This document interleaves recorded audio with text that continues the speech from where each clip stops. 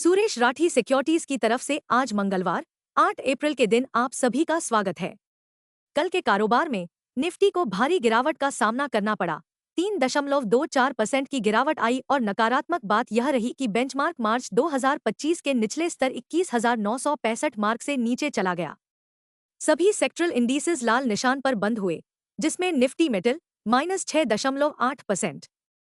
सबसे अधिक नुकसान में रहा, उसके बाद रियल एस्टेट -5.7% और ऑटो -3.8% का स्थान रहा। तकनीकी रूप से यह अभी भी मंदी का बाजार है, जब तक कि निफ्टी 200 डीएमए से नीचे 24,070 अंक पर है। सोमवार के कारोबार में स्टॉक विशेष की गतिविधियों में से एक, सीमेंस इंडिया के शेयरों का कारोबार पूर्व विघटन के बाद हुआ। कंपनी ने देश में अपने ऊर्जा व्यवसाय को अलग कर दिया। रिकॉर्ड तिथि के अनुसार सीमेंस इंडिया के सभी पात्र शेयरों को 1:1 रेशियो में विभाजित नई ऊर्जा इकाई के शेयर प्राप्त होंगे।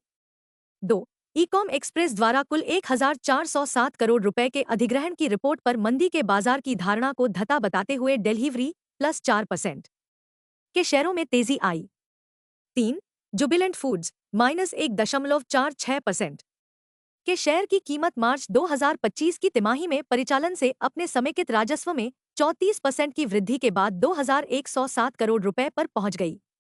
कंपनी द्वारा दाखिल तिमाही अपडेट के अनुसार वित्त वर्ष 2025 के लिए परिचालन से इसका समेकित राजस्व 44% बढ़कर 8,145.5 करोड़ रुपए हो गया। Market trends. वैश्विक संकेत नेगेटिव हैं। कल के सत्र में एफआईआई 9,040 करोड़ रुपए के शुद्ध विक्रेता बन गए, जबकि डीआईआई ने 12,122 करोड़ रुपए के शेयर खरीदे। भावनाएं जोखिम भरी होने की संभावना है। दिन के लिए मार्केट ब्रेथ नेगेटिव होने की संभावना है। निफ्टी के टेक्निकल्स मंदी की गति और टूटने के संकेत दे रहे हैं। एफ&ओ अप्रैल महीने के आंकड़ों से पता चलता है कि निफ्टी के लिए ट्रेडिंग रेंज 21,000 से 24,000 जोन के बीच होने की संभावना है।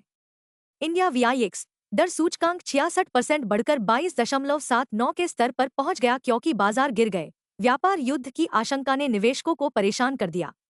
अंतिम जांच में यूएसडी INR 28 अप्रैल की समाप्ति 85.99 के आसपास मंडरा रहा है।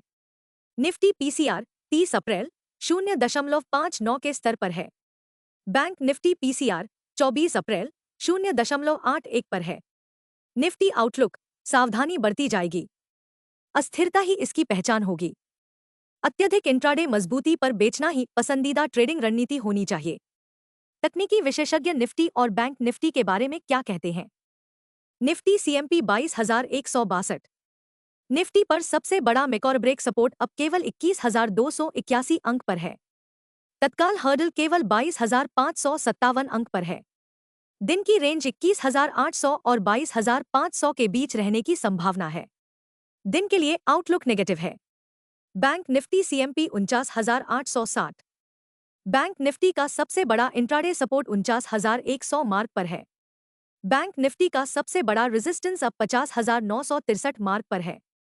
बैंक निफ्टी का दिन का रेंज 49,200 और 51,000 के बीच रहने की संभावना है। दिन के लिए आउटलुक नेगेटिव है। गिफ्ट निफ्टी बेंचमार्क निफ्टी के लिए सतर्क शुरुआत का संकेत दे रहा है।